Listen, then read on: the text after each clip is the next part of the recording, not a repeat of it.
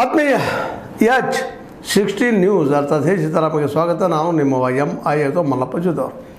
ಆತ್ಮೀಯರೇ, ಈಗಾಗಲೇ ಅರ್ಧಕ್ಕೆ ಬಂದು ನಿಂತದ ಅಧಿವೇಶನ. ಈ ನಡುವ ನಮ್ಮ ಶಾಮೂರು ಶಿವಶಂಕರಪ್ಪನವರು ಹೋಗಿದ್ದರಿಂದಾಗಿ ಇವತ್ತಿನ ದಿನಾನು ಅವರ ಶ್ರದ್ಧಾಂಜಲಿಗೆ ಸಮರ್ಪಿತವಾಗಿ ದಾಟಿ ಹೋಗ್ಯದ. ಹೆಚ್ಚು ಕಡಿಮೆ ಅರ್ಧ ದಿನಗಳು ಮುಗಿದು ಇನ್ನು ಮುಂದಿನ ದಿನದಲ್ಲಿ ಏನೇನು ಮಾಡಬಹುದು BJP. ಯಾಕಂದರೆ ಕಾಂಗ್ರೆಸ್ ಅಂತ ಈ ಕಳೆದ 7 ದಿನಗಳಲ್ಲೇ ಒಂದು ರೀತಿಯಿಂದ ಎಸ್ಕೇಪಿಸ್ಟ್ ತಪ್ಪಿಸ್ಕೊಂಡದ. ಏನೋ ಪ್ರಯತ್ನ ಮಾಡಿ ಹೈಕಮಾಂಡ್ ಇಬ್ಬರು ಒಂದು ಮಾಡಬೇಕು ಅಂತ ಮಾಡಿದರು, ಒಂದಾಗಿ ಹೋಗಲಿ ಅಂತೇನೋ ಪ್ರಯತ್ನ ಮಾಡಿದರು. ಆದ್ರೆ ಅದೇನು ಮತ್ತೆ ದುಮಿಡಿ ನಡೆದ ಯಾರು ಆಗ್ತಾರೋ ನೋಡೋಣ. ಮುಖ್ಯಮಂತ್ರಿ ಆಗ್ತಾರೋ ಇದೋ ಮುಂದುವರಿಸಿದೋ ಗೊತ್ತಿಲ್ಲ.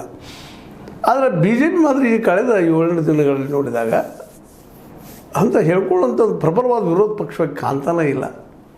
ಯಾಕೆ ಅನ್ನೋದಂಥದ್ದು, ಯಾಕಂದ್ರೆ ಈ BJPಯ ಲೀಡರ್ಗಳಿಗಿಂತಲೂ ಅಶೋಕ್ ಅವ್ರಿಗಿಂತಲೂ ಅಥವಾ ನಮ್ಮ ಅಶ್ವಥ್ ನಾರಾಯಣ ಆಗಿರ್ಬೋದು ಅಥವಾ ನಮ್ಮ ಏನಪ್ಪ ಅಂತಂದ್ರೆ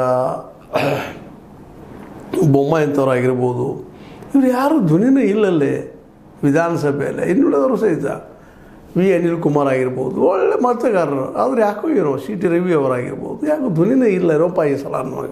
ಏನೋ ಒಂದಿಷ್ಟು ಬೆಳಕು ಮಾಡಿದರು, CT ರವಿ ಪರಿಷತ್ನಲ್ಲಿ ಮಾತಾಡಿದರು. ಆದರೆ ಯಾಕೋ ಎಷ್ಟು ಪ್ರಭಾವ ಯಾವಾಗೈತೆ ಅಷ್ಟು ಆಗಲಿಲ್ಲ. ಮತ್ತು ಆಡಳಿತಾರೂಢ ಪಕ್ಷವನ್ನು ಹಿಡಿದಲ್ಲಿಟ್ಟುಕೊಂಡು ಅವರ ದೋಷ ಎತ್ತಿ ತೋರಿಸಿ ಅಂಥ ದೊಡ್ಡ ಕೆಲಸಗಳು ಆಗಲಿಲ್ಲ. ಯಾಕಂದ್ರೆ ದೊಡ್ಡ ಒಂದು ಅವಕಾಶ ಇತ್ತು ಈ ಸಂದರ್ಭದಲ್ಲೇ. ಮಧ್ಯದಾಗೆ ಉತ್ತರ ಕರ್ನಾಟಕದ ಬಗ್ಗೆ, ಉತ್ತರ ಕರ್ನಾಟಕದ ಅನೇಕ ವಿಷಯಗಳನ್ನು ಪ್ರತಿಪಾದನೆ ಮಾಡ್ಬೋದಾಗಿತ್ತು. ಇನ್ನೂ ಅಷ್ಟು ಫೋರ್ಸ್ ಆಗಿದೆ. ಇನ್ನು ಏನು ಕೆಲಸ ಆಗಿಲ್ಲ, ಏನು ಆಗಬೇಕಾಗಿದೆ ಅನ್ನುವಂಥದ್ದು ಅದು ಆಗಲಿಲ್ಲ.